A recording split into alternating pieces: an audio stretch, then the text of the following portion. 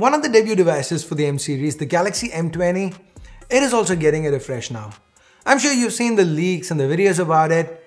This is the Galaxy M21 and it is quite the upgrade from the Galaxy M20 from last year. Now Samsung's letting me show you guys a bit of the M21 in today's video.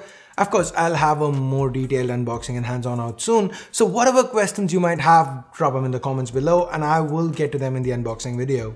For now, let's take a look at the cameras and talk a bit about the Galaxy M21.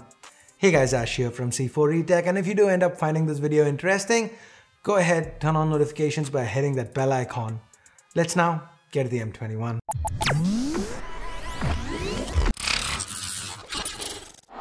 Design-wise, the M21 sports a completely different looking back. We have a boxy camera cutout here, and that's in line with Samsung's 2020 design language. We've seen the same with the A and M series refreshes too. Another thing worth noting is that the rear camera count, that's